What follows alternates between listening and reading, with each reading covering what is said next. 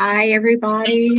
This is Nikki. I'm here with Blair Hart, and we're going to talk about her experience that she went through with her husband, who was diagnosed with ALS. And I didn't really, I mean, I knew about it, so I decided to do a little bit of research on it, and it's it's a pretty awful disease. So anyway, Blair, thank you for doing this interview. Um, Tell us a little bit about your background, um, how you met Tony, and uh, then about when he found out about the ALS. Well, I grew up in the country on basically a farm in Blackford County. And from there, I went to high school in Jay County eventually, and that's where I met Tony. And we got married our senior year of high school. So, and then when he was diagnosed, we lived our life. We had kids, three sons. So, how long were you guys married altogether? Well, let me think. Let me check the date to be sure I have it right. So I don't forget. And how that goes sometimes in your life. Oh, I know. So 14, 20, 34 years. Wow, that's a long time. So, and you have Three three sons. children together, three grown. I mean, they're grown up now. Right. They have children of their own. So, but together, you raised a family, then you had your own business. And um, how long after like owning your business did you find out that he found out he had the ALS? Well, we started the business in the fall of 1999. And in 2000 and late 2012, he was diagnosed with ALS. Prior to that, we had had trucking, then we did some warehousing. We just kept adding things as we went along. But when he was diagnosed, we were doing multiple jobs. We were doing some repackaging for customers, stuff like that. And he'd had a couple of slips and falls that were basically unexplained. So the second one, I was like, well, we were getting ready to take a long vacation, like be gone a month, and decided we had to figure out what was going on with him before we went on this vacation. So that's what we did. Oh, Like, yeah. I go to the doctor. Got to start figuring it out.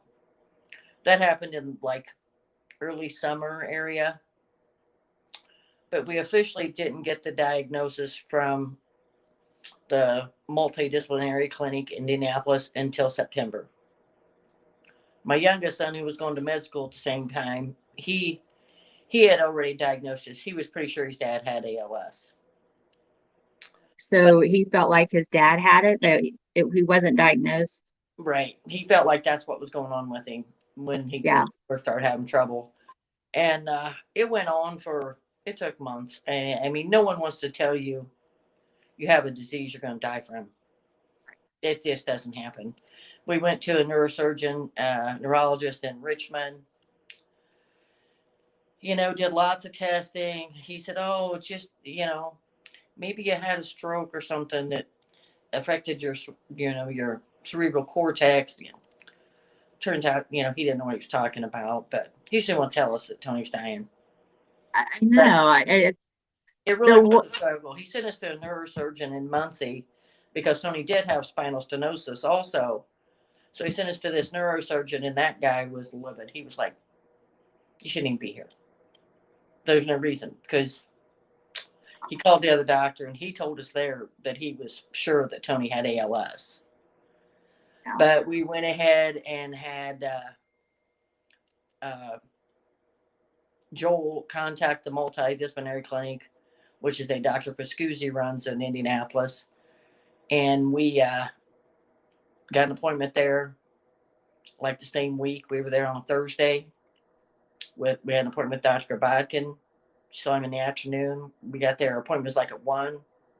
We left there about 6 o'clock that night. It was all done. she said, here's what you need to do.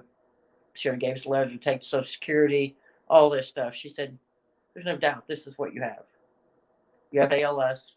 You need to go home, think about things, get Yeah. your So was life in order. yeah. So was there like any like testing that they did, or did they just Oh, yes. talk? They They did did, testing. they did all kinds of testing. He had all kinds. If he had the MRIs, he had CAT scans, he had this, he had that, EMGs. EMGs is the definitive test.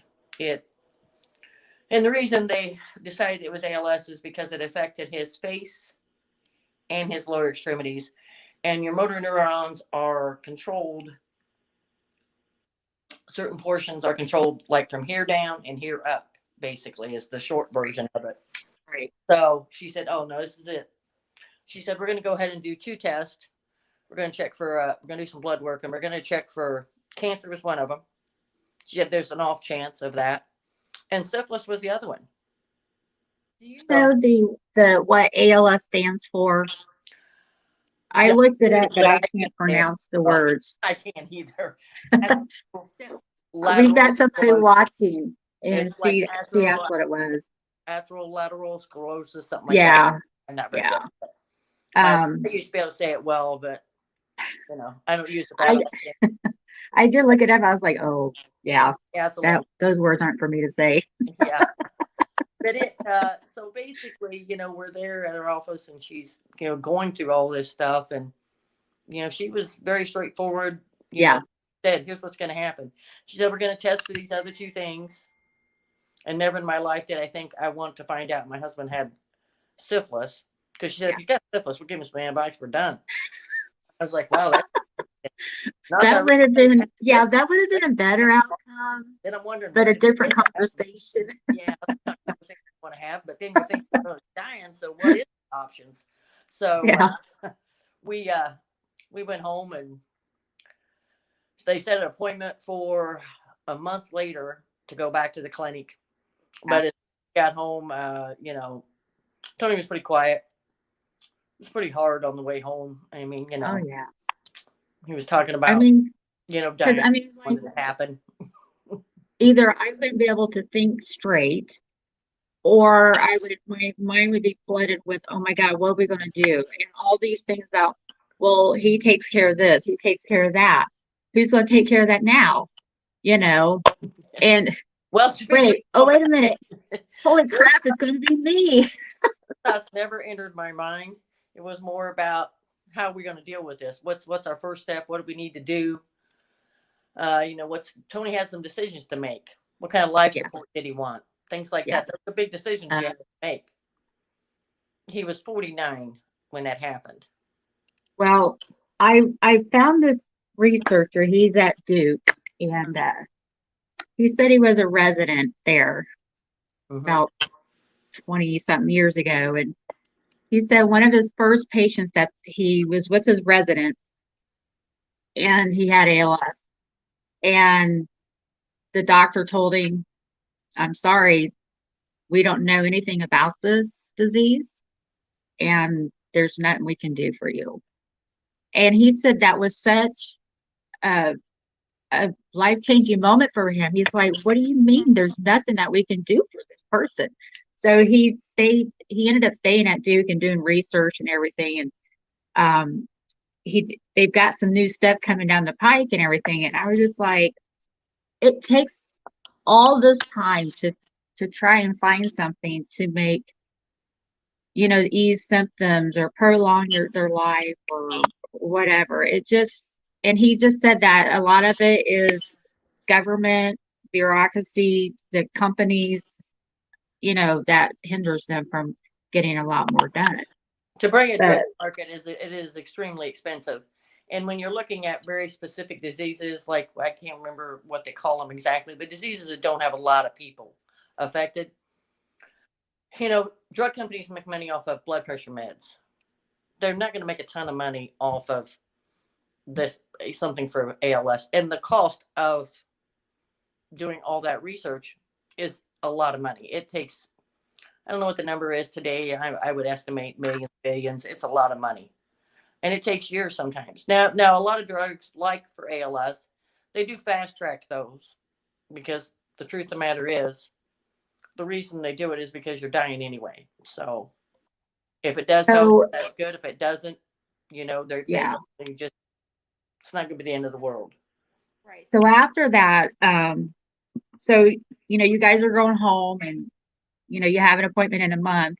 After that initial, you know, whatever you want to call it, what was like a big thing in Tony that changed that made you think this is really happening? Because I know sometimes people go through life and are like, yeah, I've got this problem, but you don't actually believe it until you see it, you know. I mean, was it something like that for you, or did something happen with him that was like, okay, our lives are changing, you know? He had already been having so many problems, like with walking and just basic life skills, holding silverware, things like that. At the point when he was diagnosed, he had quit driving at that point because he could not control his feet well enough.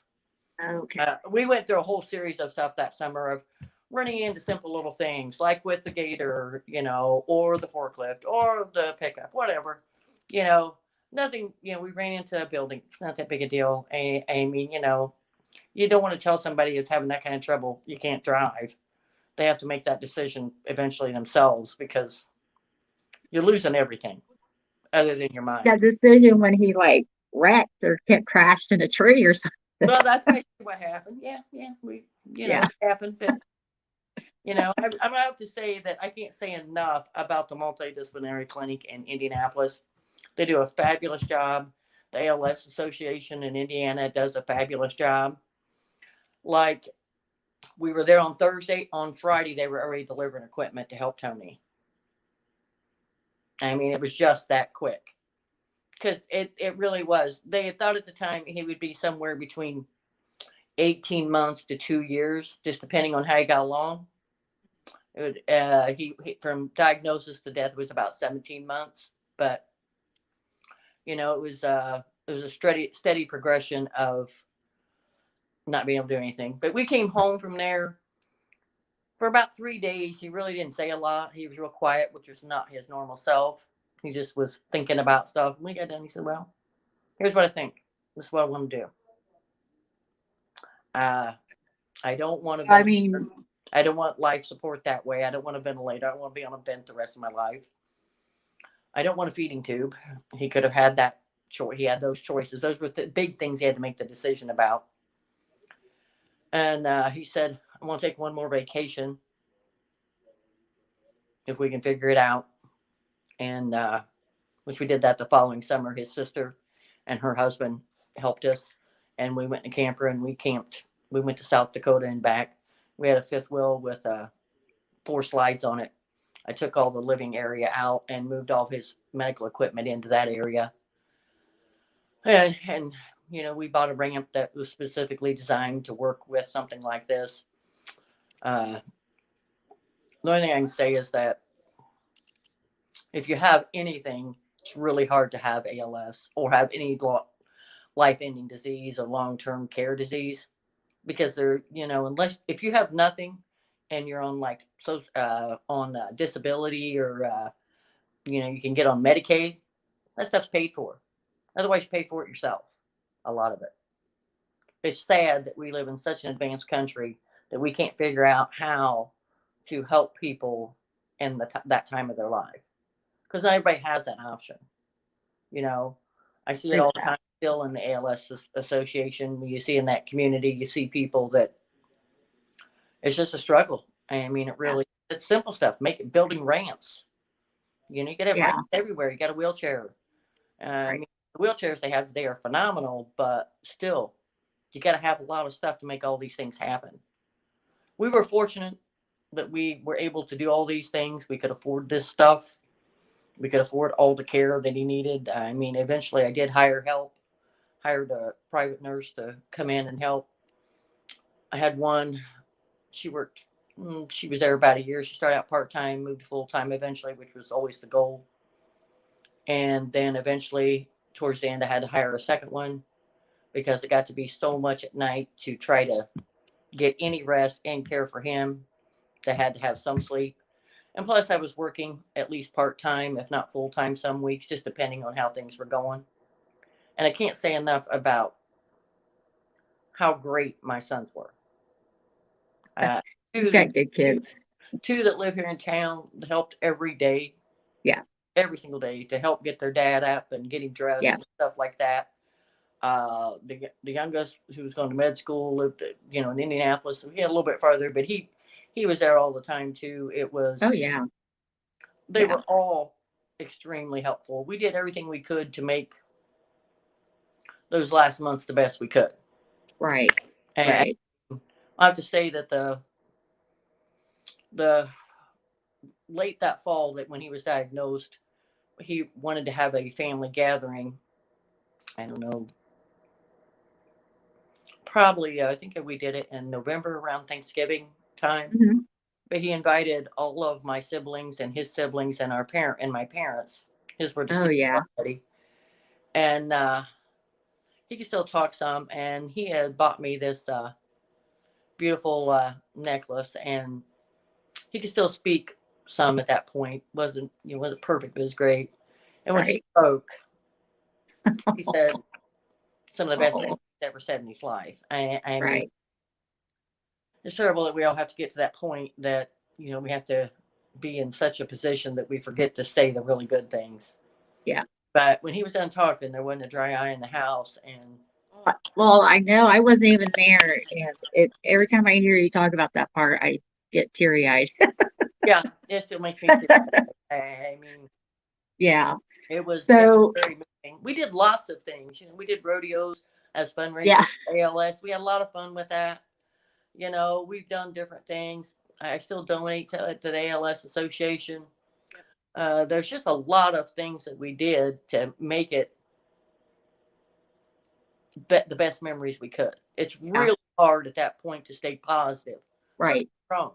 There were moments it was just ugly. Yeah. I Uh, mean, so, so you said it was 17 months from the time, he was diagnosed.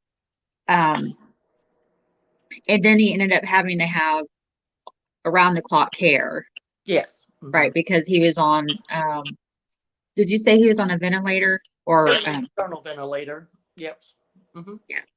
But then he said if he didn't want a feeding tube or anything like that. No. Yeah. So how did I know your boys stepped up and helped you with them and everything, but I mean, did they take it like a positive experience as much as they could?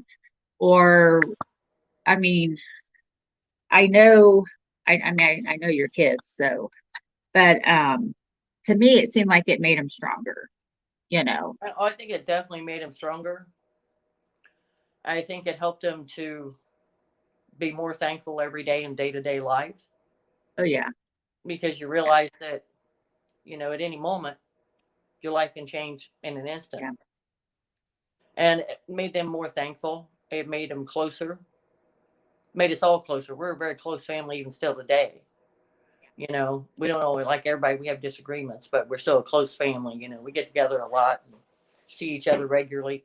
It is very hard sometimes to Yeah, because get I back. mean, I could see that happening because they probably parts of them reminds you of Tony and how they react to things and how they interact with each other, you know? But when the two youngest grow out their beards, especially you know the youngest, when he grows out his beard, he's him and the middle one are I pretty know. much of their dad. It can I be know hard. when I saw Your dad him, might I did a like double like double take. kind of like you look just like your dad. It really was a whole range of emotions. You have them all when you go through this. You got Yeah, the positive, you have the negative. I mean, you gotta just right. live in the moment, though. I mean, you gotta relish every little moment, and even the ugly stuff has to become fun. I mean, it just does. I mean, one night, late, you know, he was bedfast at that point or in the chair only. He couldn't do anything for himself at all. We had all kinds of alarms, but he had had an accident in bed. So I was changing him and everything, getting everything cleaned up. And to be honest, I kept smelling poop, and I'm like, my gosh, what the hell have I done? I'm lifting legs, I'm looking everywhere, and you could just see this big smile on his face. He's laughing, and I'm like, what? And he kept doing this with his head, and I'm like, what? Throughout all of this, I had put on gloves and everything. I had gotten somehow done this and wiped poop on my nose. So, So he knew it, but you did it. I was the only one moving. So yeah, it's the only way it's going to happen. But it was just, it was funny. I mean, you got to just get past that stuff, Yeah. There's stuff that happens, Right. He went through a phase where he didn't sleep for a few days, for about a couple of weeks. That was kind of ugly, but we survived. Right. I finally called my middle one and said, you got to come sit with your dad. I have to nap. I know he's a butthead right now, but just tune it out or something because I got to sleep. I mean, otherwise I may just smother him with a pillow. I don't know. Yeah, I'm kidding, but you just so much. Yeah. You have no idea. The respect every person should have for a caregiver has no idea. Right. Exactly. If you've never done it like that and had to care for a loved one, it takes a lot. It takes a lot out physically and emotionally. It is a right. event, but you just have to keep going through day to day. He had Well, one even probably. I mean, because you're taking care of them, doing everything you can to make sure that they're happy and comfortable. But then after they pass, then it's like you have to deal with it. It's in your face. What do you do now? You don't have something physical to do to take your mind off of it. So I'm blessed with a very, very good family. My siblings all came home, and we did an unconventional funeral service. We had it at our place of employment. We repainted a whole entire area, set up tables, decorated, all kinds of stuff. Had the food catered. We had him here. It was wonderful. I mean, I wouldn't. He would have loved it.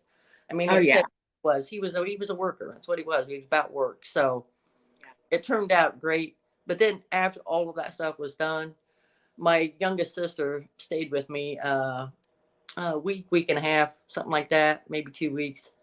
That helped transition. But basically what happened is quickly I took care of the medical stuff because that was just a constant reminder. So I got that stuff. I, donated it to the ALS Association, the bulk of it. There was only a couple of things that I kept. And then then I went back to work and just threw myself into work and stayed in business.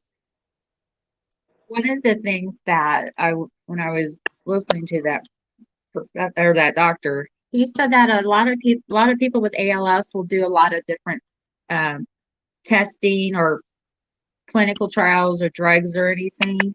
I mean, did Tony do any of that? Did he was just like, nope, this is it. He really didn't qualify for any by the time he was sick, because you have to be in at that time, any of them they had available, you had to be in a certain shape in order to do the test, to do the clinical trials.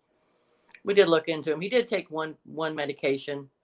We paid for that. And I have to say, I mean, we all diss on Walmart a little bit, but Walmart actually sold me the drug the cheapest because we had to pay for it out of pocket because it's a formulary drug. But they said they would, as long as I gave them 2-day notice to get the drug in, they would sell it at cost. So it was cheaper than any place else I'd found it because I shopped it before. Yeah, right. And plus the clinic in Indy also said, hey, try here, try there, but the chances of working were like, it works in a third of the people, a third of the time, something like that. Yeah. Pretty much it helps. It prolongs. It doesn't reverse it, but it does help. Yeah, life. The one thing he said is, I mean, like, there's no cure for it, and the only thing they can do is just try to slow the progression, So, but it sounds like his was like a genetic because he felt pretty positive his dad has that. Um, so I lost my train of thought. It's a hard decision. I mean, you don't know. They have no idea where it comes from exactly. They don't Yeah, know what's genetic, what isn't. It does seem to run in some families. Does seem to run in some areas. yeah, Everybody who has ALS should report it because they do studies on this stuff all the time. So they yeah, don't know if it's chemicals in the ground. It gets in your groundwater and in the food supply or whatever. One of the doctors that we dealt with said he wouldn't be surprised if one day he found out it was like 50 different diseases and they're just calling it one thing because your brain is so miraculous. right. It's the world's greatest supercomputer. There's no way to Yeah. we're not smart enough yet to dissect all that. He did say that they have identified there's 30 different genes that people have Mm-hmm. that can cause ALS. Mm-hmm. And but one of the things they found some other drugs that help like with diabetes and with AIDS that can help with certain parts of ALS if it's not too far in advance, you Right. know. But yeah, like you said, once they get to a certain point, there's really nothing that they can do to, I mean, it doesn't really slow it down. It's like it's its own train. Once it gets going, it just goes. But I definitely haven't stayed up on all the research. I do belong to a couple forums where I check in with certain people that I met through the organization of the ALS Association. So I keep up with that, but I don't do a lot otherwise. I mean, I donate some money and live my life day to day and try to enjoy it the best I can every day. Because life is too short to not enjoy it. We all have struggles. We all have every Right, world has issues. Make the best of what you got. It's really what. right.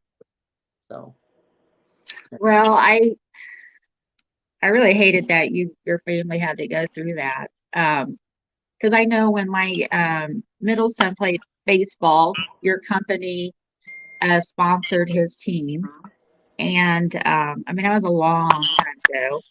I And remember. then and then one of the fundraisers you all were doing at the our community days, we're selling T-shirts and things. I had, that's where I initially first like met you guys, and he was there, and you all were there, um, and I really hadn't heard anything about it. I didn't know. I mean, I knew it was some kind of a, neurotic vessel disease, um, but yeah, I mean, it seemed like as much as you guys could do to make that whole time of your life better, as much as you could, you guys did. And that's one thing I really like about you and your family is that it's a crappy situation, but you try to make it the best crap that you have to deal with. And that's And exactly about the way to do sometimes it. that's not easy to do, you know, and to keep going each day with it, you know. So, so how long has it been since Tony's passed? 7 years. 7? Is Yeah. it been 7? I was thinking 6, but I knew I wasn't right. So, but yeah, Uh, is 7 years. it easier today to think about that whole time period, or is it harder? Or I mean, I don't know that they it said becomes. time heals You just all learn. wounds, You just learn. huh? You learn to live with it. Yeah, You learn to live with it. That's what it is. It isn't that it gets easier. I think that's the way with most death, especially people you're close to. You learn to live with it. It doesn't right. get easier. You just learn to live with it. It's just Yeah, those things that's going to happen in life. You don't have options. You right. can't get rid of it. It's going to happen. I know. I mean, it's the cycle of life, and you just got to make the best of what you got. Yeah. There are times that I still miss him a lot. Oh yeah. I'm not remarried. I dated a couple gentlemen, but other than Well, that, I mean, he I've been was alone. his So own unique person. yeah, it's So it's just I'm glad it is, I still go out and do a lot of stuff. I travel, I live my life, Right. like, we do book club, and there's a lot of Yeah. other stuff. I do a lot of crafts. I like to be busy. So, make the most of what I got. And I always wanted to travel more. So I do as much as I Yeah. can. This last year with the pandemic, has of course put a damper on everything, but It sure did. I did go on vacation this year once. I So know, because I'm like, when are we going to go out with my friends? yeah. I said, when can I go? I got to do something. Tired I of being, know. being everything, where you do it like this virtually, or you Yeah, meet little groups. You can't just go do something. And I it's so know. hard to do that. And I know. everything's changed. And It has changed, yes. Well, Blair, yeah, I really appreciate you taking the time to come on here and telling us about your experience with Tony. And um, it really means a lot to me. So if you have any questions or comments for Blair, just put them in the notes. Stephanie did comment asking what ALS was, and she said, "Bless your heart." And it's interesting. I'll say that. yeah, You just meet a lot of wonderful people. You really do.